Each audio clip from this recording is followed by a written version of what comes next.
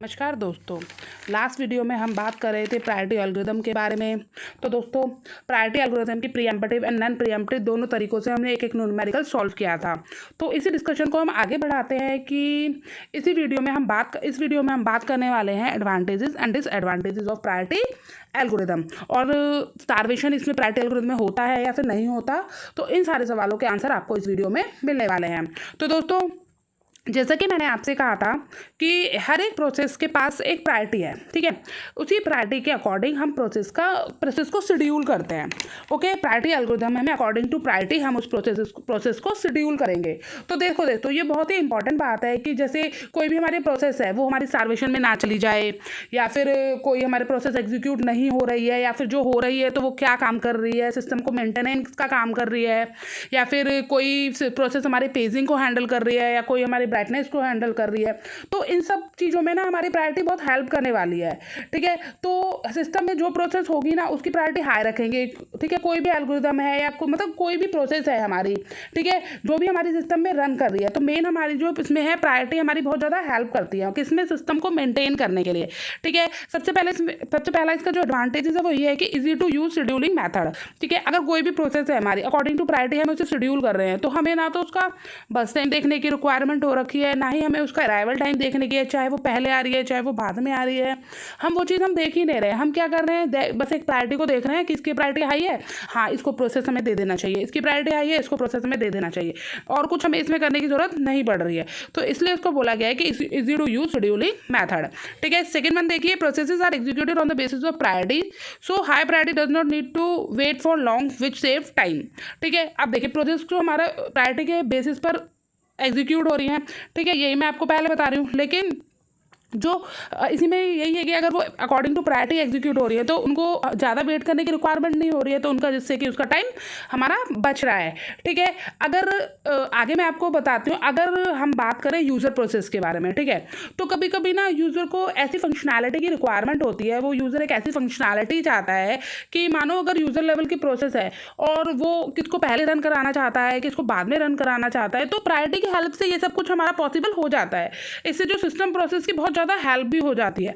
Even programmer level पर भी आपके पास एक तरीका हो सकता है कि प्रोसेस का प्रायोरिटी हाई रखें, जिससे कि ऑपरेटिंग सिस्टम को पता चलता है कि किस प्रोसेस को पहले हमें उसे रन करना है, ठीक है।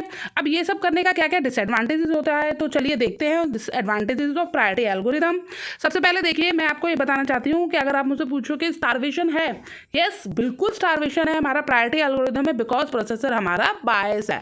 दैट मीन्स देखिए क्या लिखा है, if high priority processes take lot of CPU time than the lower priority process may starve and will be postponed for an indefinite time।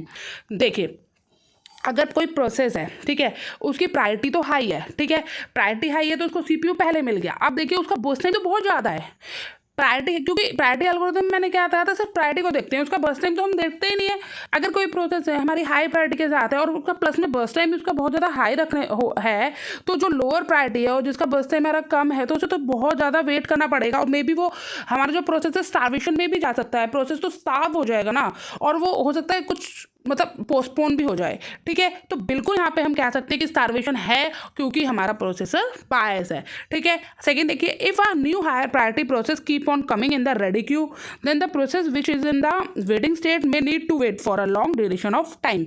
देखिए अगर कोई प्रोसेस हमारी ऑलरेडी रेडी क्यू में है, ठीक है, इसी बीच में हमारी कोई अदर प्रोसेस आ जाती है जिसकी जो प्रायोरिटी है वो उससे भी ज़्यादा हाई है, ठीक है। इस केस में क्या होगा, प्रोसेसर ये नहीं देखेगा कि ये प्रोसेस हमारी ऑलरेडी आई हुई है या और ये प्रोसेस जस्ट हमारी आई है, प्रोसेसर को इस चीज़ से कोई मतलब नहीं है, वो सिर्फ प्रायोरिटी को देखेगा और उसको सीपीयू मतलब इसको एलोकेट हो जाएगा सीपीयू, ठीक है। तो यही इसका डिसएडवांटेजेस है कि जो अदर प्रोसेसेस हमारी आ रही हैं रेडी क्यू में हायर प्रायोरिटी के साथ, उनको रिस्पॉन्स पहले मिल रहा है एज कम्पेयर टू वो सारी प्रोसेसेस जिसको जो हमारी ऑलरेडी हमारे वेटिंग स्टेट में चल रही हैं, वेट कर रही हैं सीपीयू को, तो उनका जो ड्यूरेशन है टाइम का वो बहुत ज़्यादा होने वाला है, ठीक है दोस्तों।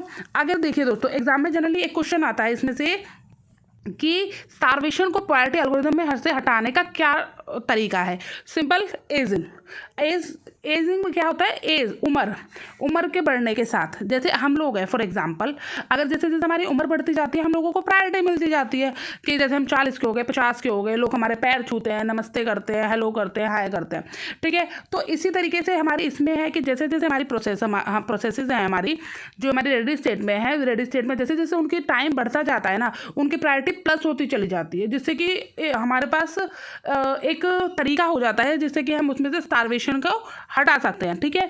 तो क्या कंसेप्ट होता है जनरली, अगर आपसे एग्जाम में पूछा जाए तो प्रायोरिटी के एल्गोरिदम में से उसको स्टार्वेशन को हटाने का क्या मेथड है, क्या तरीका है, दैट इज एजिंग, ठीक है।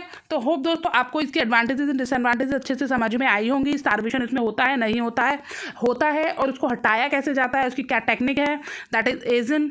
होप आपको समझ आया होगा। चलिए अपनी अगली वीडियो में मिलते हैं राउंड रॉबिन एल्गोरिदम के साथ। तो धन्यवाद।